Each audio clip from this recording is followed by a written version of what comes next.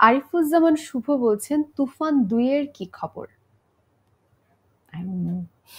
I don't know. আচ্ছা, নাসির উদ্দিন ভূঁইয়া বলছেন মাসুমা তুমি এত মাসুম কেন? মানুষ বলে যে নামের প্রভাব নাকি তার ব্যক্তিত্বে পড়ে, সো মেবি আমার নাম মাসুমা, তাই আমি মাসুম হয়ে গেছি। ভালো বলেছে।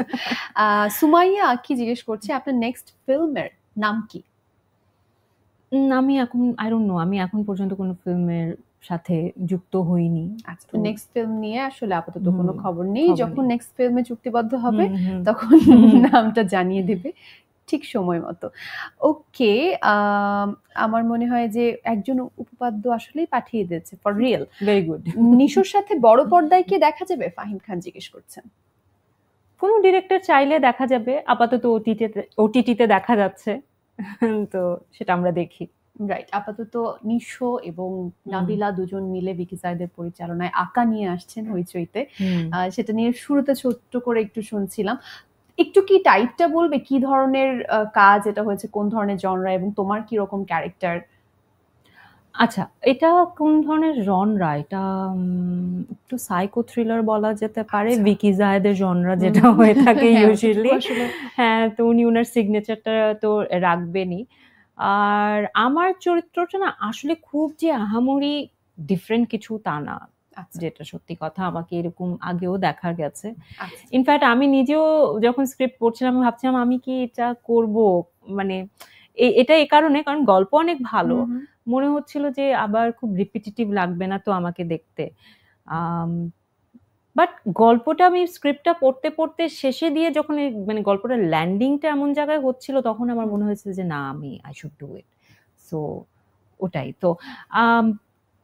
এই একটা সাইকো থ্রিলার, আমাকে যেভাবে দেখা যাবে এভাবে আমাকে আগেও দেখেছে, খুব বেশি হয়তো সারপ্রাইজ হবে না। খুব ভালো লাগছে এই জিনিসটা।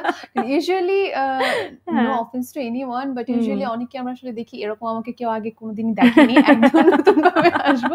You are so genuine, I so love this about you. যেমন কিছু না, আমাকে এরকম আগেও দেখেছে। সো ইয়া, তো এই জাস্ট গল্পটার ল্যান্ডিংটা খুব ভালো হয় দেখে আই গট এক্সাইটেড যে I should do this. So ভাবে করা। অপেক্ষায় আছি, এক্সাইটেড লাগছে অবশ্যই। নিশোর সাথে কাজ করার এক্সপেরিয়েন্সটা কেমন ছিল? ভালো ছিল। নিশো ভাইয়ের সাথে আমি আগেও কাজ করেছি। ইনফ্যাক্ট একটা নাটক করেছিলাম অনেক আগে।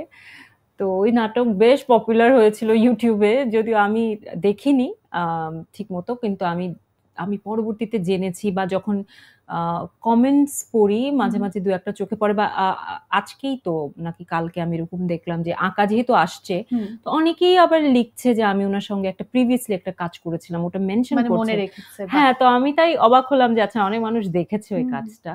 আমাদের দেশে নাটকের দর্শক কিন্তু আসলে একদমই আলাদা, এবং তারা ভীষণ খবর রাখি ইউটিউবে। মানে এখন তো অনেক নাটক হয়, এবং নাটকের দর্শক তারা খুবই ডেডিকেটেডলি দেখেন এবং খবর রাখেন। রাইট, তো লেখা দেখলাম এরকম একটা কমেন্ট যে ওইখানে ওনাদের কেমিস্ট্রি ভালো লেগেছিল, মানে তারা এক্সাইটেড, তো দেখে ভালো লাগলো। Chemistry is coming back.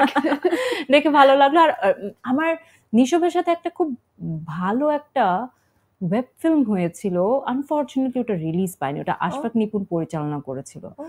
So ওটা না খুব দারুণ ছিল, তো ওটা রিলিজ হলে ভালো হতো। ওটা কেন রিলিজ? আই থিঙ্ক গল্পটা এমন ছিল, আর যে সময় ওটা বানানো হয়েছিল প্রবাবলি একটু ঝামেলায় পড়েছিল আর কি।